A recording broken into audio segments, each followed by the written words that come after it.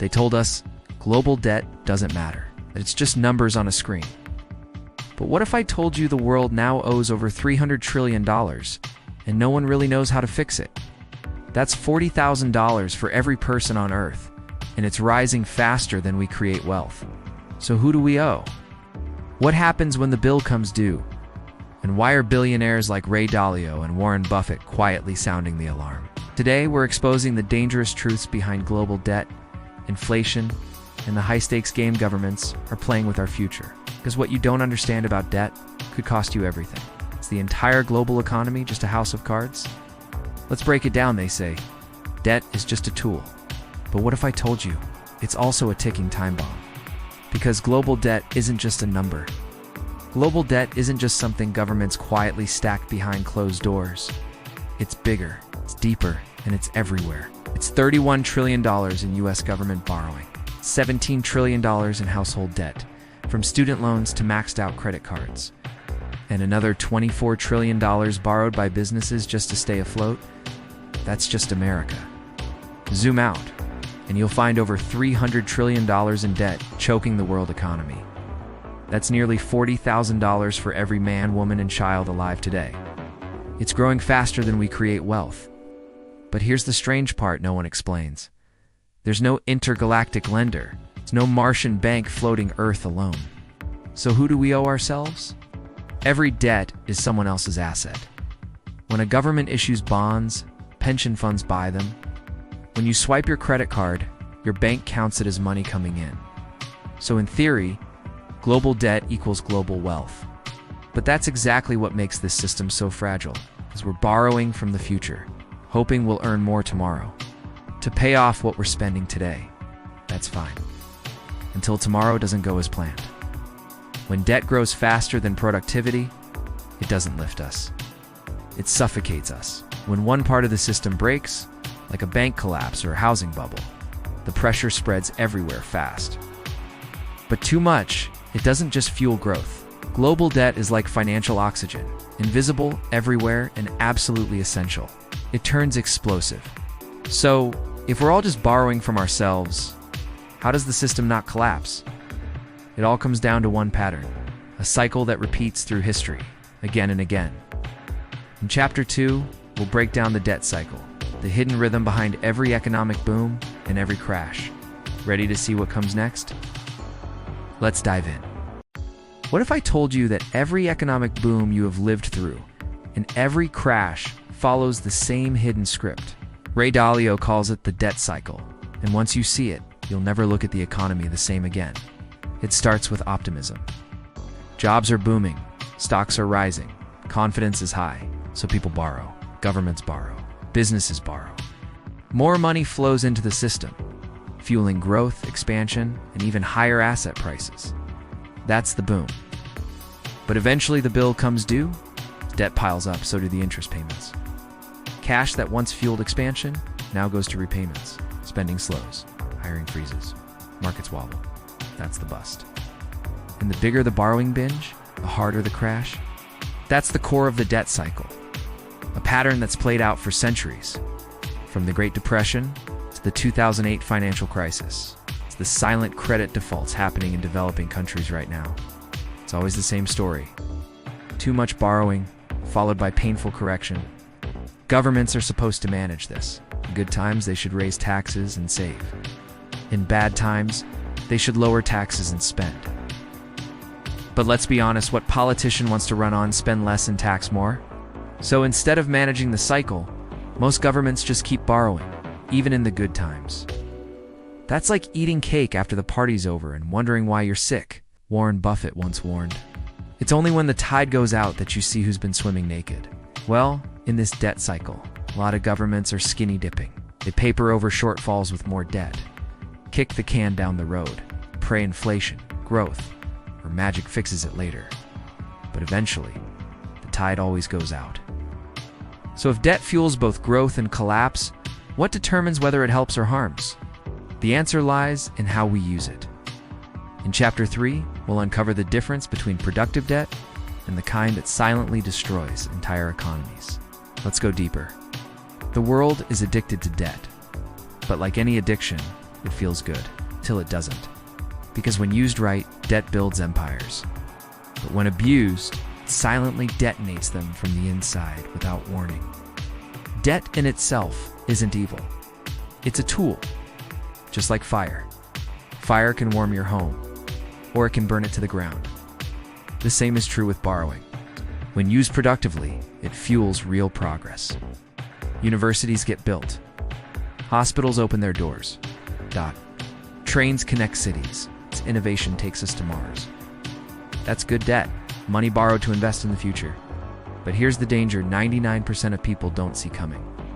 Most of the debt today isn't building anything. It's being used to buy votes, fund consumer spending, or chase speculative bubbles, like overpriced tech stocks or urban real estate. It's like planting seeds in sand. It might look like growth, but nothing real is growing underneath. And when the illusion breaks, that's when the damage hits hardest. Just like Warren Buffett warned. Only when the tide goes out do you discover who's been swimming naked.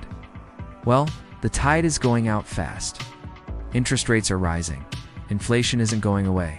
Many countries, companies, even households are dangerously exposed. They borrowed too much, built too little, and now the repayments are due. Defaults are rising. Markets are volatile. Governments are stretched beyond their limits. But here's the scary part. Most people still believe debt doesn't matter. They're asleep, lulled by a decade of cheap money and false stability. But the brutal truth, debt does matter. It just hid behind low rates and central bank magic tricks until now. But there's one risk even more dangerous than how much debt we have. It's what the debt is tied to. Because we have inflated the price of things that don't produce value, like empty land and overpriced homes. And when those values collapse, the debt still remains. In Chapter 4, we will expose the hidden risks of inflation and asset bubbles, and why the next crash may already be baked in. So stay with me. Let's go deeper. They keep telling us not to worry. Everything's fine. Markets will bounce back. Property always goes up. Debt is just part of the game. But here's the truth. The biggest risk isn't just how much debt we have. It's what that debt is sitting on. The world owes over $300 trillion, a record high. But even worse, most of it is tied to overpriced assets, especially real estate. As of now, global land and buildings are valued at $350 trillion. That's more than every stock, bond, company, and product on Earth combined. But think about that. Land doesn't produce anything. It doesn't invent. It doesn't manufacture. It just sits there and gets more expensive. Here's the kicker. Nearly 70% of global wealth is locked in real estate, and the majority of it is just the land value, not even the buildings. We're not building the next Google. We're not curing cancer. We're just making dirt more expensive. And to finance this illusion of wealth, we've borrowed trillions. Imagine maxing out your credit card just to bid on the same patch of grass as your neighbor. It's where we are. But when inflation hits, when interest rates rise, asset values fall. The debt stays, but the asset it's tied to vanishes in value. That's how crashes happen. From the 2008 housing crisis to Japan's lost decade, history screams this warning. When debt chases bubbles, bubbles burst. But most investors today are asleep at the wheel. They're still betting on ever-rising prices, without asking what's underneath. So what would someone like Warren Buffett do, or Ray Dalio? They've survived and profited through every major collapse of the last 50 years. And in Chapter 5, we'll break down exactly what Buffett and Dalio say to do, how they spot dangerous debt traps, where they actually put their money, and how you can protect yourself from what's coming. Let's go there next. Everyone feels smart in a bull market, but wealth isn't built during booms. It's built by surviving the busts. So what do the legends say when the system starts to crack? Warren Buffett and Ray Dalio, these aren't YouTubers. They don't do viral TikToks. They've seen every financial earthquake of the last 50 years and came out stronger. So when they speak about debt, inflation, and what's coming next, you pay attention. Let's start with Warren Buffett, the man who turned long-term thinking into a trillion-dollar empire. Buffett famously said, "It's not debt that kills you, it's what you spend it on."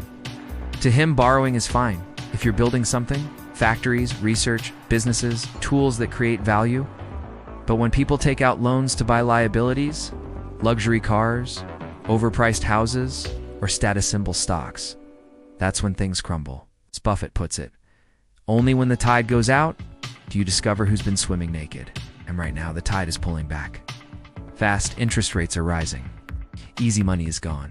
The cracks are starting to show. Now let's talk about Ray Dalio. It's the hedge fund giant who predicted the 2008 crash and has studied debt cycles for 50 years, Dalio warns.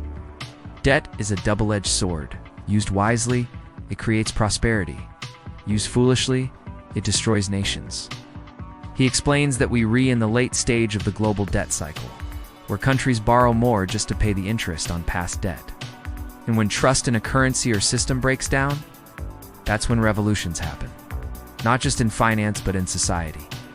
Dalio urges investors to diversify, avoid over-leveraged assets, and hedge against currency risk. Buffett, on the other hand, reminds us to stick with productive businesses and undervalued assets. Together, their message is clear. Use debt to build, not to consume. Don't bet on unlimited growth. Prepare for a world where the safety nets may vanish. ... But here's the deeper question they never spell out directly. If the world owes over $300 trillion, who do we owe it to? Because debt doesn't float in space. It belongs to someone. They study history, hoard productive assets, stay liquid, and expect the unexpected. Because in a world built on borrowed time, that's the edge. But here's the twist. Who's really holding all this global debt? Governments? Banks? China? Nope. The answer will shock you. In Chapter 6, we'll expose who actually owns global debt and why you might be part of the biggest illusion in the global economy. Stick with me. We're about to flip the lights on. Let's break a myth first. There's no secret Martian bank floating in space. No shadowy elite printing us from the moon. The real shock, 95% of the world's wealth is owned by households. Not governments. Not megacorporations. Not aliens. It's mostly us. That's right, the global economy is owned by people. But here's the kicker. The top 1% hold over half of that wealth. In other words, when debt spirals, it doesn't take down castles, it takes down cottages. The rich restructure. The poor get crushed. They raise interest rates to cool inflation, but forget millions are already freezing. Every economic shock is just a tremor to the wealthy, and an earthquake to everyone else. So when a nation goes broke, when currencies collapse, when inflation eats away savings, it's not the ultra-wealthy who suffer first. It's the working families, the retirees, the dreamers trying to build a future. This isn't just economics. It's a wealth survival game. Most people don't even know they're playing. Here's the truth. Global debt is rising. Asset bubbles are swelling. And the average person is underprepared. While billionaires like Buffett shift their portfolios, and Dalio warns of historic transitions, most people are still living paycheck to paycheck, thinking everything's fine. But the game is changing fast, and silence isn't safety. Not preparing is a choice, and a risky one. Because once the dominoes start falling, it's always too late to move. But history doesn't wait, and neither will the next debt shock. Let's end with this. Debt isn't the enemy. Misused debt is, because used wisely, debt builds nations, fuels innovation, it funds the future, but used recklessly, it silently erodes wealth, stability, and opportunity. Yes. Today, the world has more wealth than ever, but also more risk than ever. The scary part, most people don't see it coming. The $300 trillion question isn't just how much do we owe, it's what did we build with it? And what happens if it all collapses? Investors like Warren Buffett and Ray Dalio aren't panicking. They're rebalancing, they're hedging, they're preparing for the next shift in the global economy. Are you? Because make no mistake, the next big move in the economy won't come with a warning. It'll be quiet, it'll be sudden, it'll hit hardest for those who didn't prepare. So if you've made it this far in the video, consider this your edge. You now know what 99% don't, but this is only half the story. In our next episode, we dive into something even more urgent. What happens if the US defaults? Why a few own everything, and how most are left behind. We'll show you who really profits, who pays, and how to escape the middle-class trap. Hit subscribe if you're ready to stop being a pawn in this system. Turn on notifications so you don't miss the next shift. This system isn't built to collapse. It's built to carry those who understand it. So ask yourself, are you on the right side of the system?